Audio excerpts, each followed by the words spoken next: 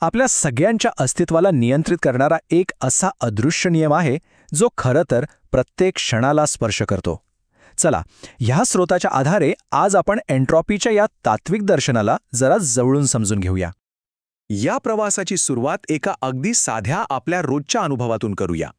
विचार करा, सकाळचा चहा आणि त्या कपमधून वर येणारी वाफ. सुरुवातीला कशी असते ती? एकदम केंद्रित, शक्तिशाली. पण मग काय होतं? काही क्षणांतच ती अख्ख्या खोलीत पसरते, विरघळून जाते आणि शेवटी दिसेनाशी होते. आता हे फक्त एक साधं दृश्य नाहीये, तर यामागे विश्वाचा एक खूप मोठा मूलभूत नियम काम करतोय. याच नियमाला विज्ञान म्हणतं एन्ट्रॉपी, पण मराठीत याला एक इतका सुंदर आणि सखोल अर्थ देणारा शब्दसमूह आहे, व्यवस्थेतला अव्यवस्थेचा अंश. हे फक्त एक भाषांतर नाहीये, तर हे एक संपूर्ण तत्वज्ञान आहे, एक दर्शन आहे, आणि याच दर्शनात आपण आज खोलवर शिरणार आहोत. आता या तत्वज्ञानाच्या मुळाशी जाण्याआधी त्याची वैज्ञानिक कल्पना नेमकी काय आहे ते अगदी थोडक्यात समजून घेऊ, कारण हे प्रकरण एका साध्या स्पष्टीकरणाच्या खूप पलीकडचं आहे. बरं, मग विज्ञान याबद्दल काय म्हणतं? विज्ञानाच्या भाषेत एन्ट्रॉपी म्हणजे ऊर्जेचं विखुरणं मोजण्याचं एक माप. थर्मोडायनॅमिक्सचा दुसरा नियम तर स्पष्टच सांगतो की या विश्वाची एकूण एन्ट्रॉपी ती नेहमी वाढतच राहणार. म्हणजे सगळं काही हळूहळू एका स्थितीकडे जाते, जिला हीट डेप्थ किंवा उष्णतेचा मृत्यू म्हणतात. म्हणजे काय? तर एक अशी वेळ येईल जेव्हा सगळी ऊर्जा सारखी विखुरली जाईल आणि मग कोणताही बदल शक्यच होणार नाही. एक प्रकारची वैश्विक शांतता. पण खरी गंमत इथेच आहे. ही कल्पना फक्त फिजिक्सच्या पुस्तकांपुरती नाहीये, ती थेट आपल्या आयुष्याला, आपल्या अस्तित्वाला भिडते. चला, आता त्या सुंदर वाक्यांशाकडे परत येऊया आणि त्यात दडलेलं काव्य जरा उलगडून पाहूया. व्यवस्थेतील अव्यवस्थेचा अर्थ. यातला पहिला शब्द आहे व्यवस्था. मग व्यवस्था म्हणजे काय? सोपं आहे. आपले नियम, आपली संस्कृती, आपली नाती, आपले विचार. थोडक्यात सांगायचं तर आपण या जगाला अर्थ देण्यासाठी ज्या काही रचना निर्माण करतो ना, ती सगळी आहे व्यवस्था. आणि मग येते अव्यवस्था. अव्यवस्था म्हणजे काय? तर या सगळ्याच गोष्टींमध्ये असलेली एक नैसर्गिक क्षणभंगुरता, अनिश्चितता. प्रत्येक गोष्टीची विरघळण्याची, विखुरण्याची एक स्वाभाविक प्रवृत्ती. प्रत्येक रचनेत विघटनाची शक्यताही असतेच. आणि सगळ्यात महत्त्वाचा शब्द म्हणजे अंश. याचा अर्थ असा की ही व्यवस्था आणि अव्यवस्था ह्या दोन गोष्टी कधीच वेगळ्या नसतात.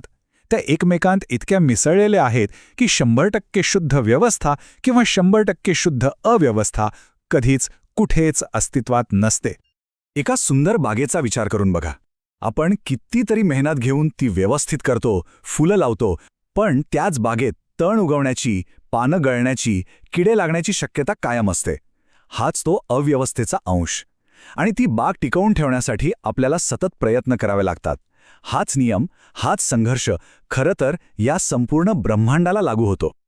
चला, आता पुढे जाऊया आणि पाहूया की हा वैश्विक नियम आपल्या रोजच्या आयुष्यात नेमका कसा दिसतो. आपल्या जगात या क्षणभंगुरतेच्या खुणा खरं तर सगळीकडेच आहेत. आपल्या आठवणी, त्या कधी स्थिर असतात का? नाही. त्या बदलतात, पुसट होतात, कधीकधी तर नव्याने लिहिल्या जातात.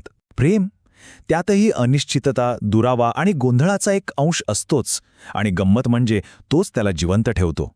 कला, एखादा चित्रकार रंग लावतो, पण ते रंग नैसर्गिकरित्या पसरतात, एकमेकांत मिसळतात आणि त्या चित्राला एक वेगळीच ऊर्जा देतात.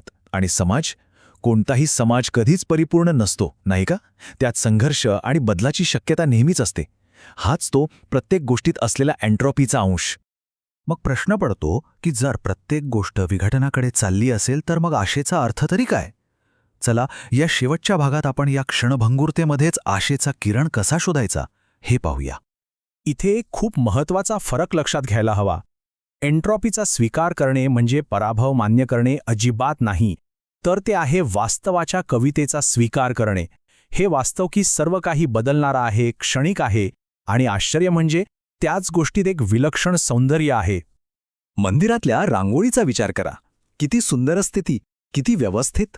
पण ती काढणाऱ्याला आणि पाहणाऱ्याला दोघांनाही हे पक्क माहीत असतं की काही वेळाच ती पायांखाली पुसली जाणार आहे.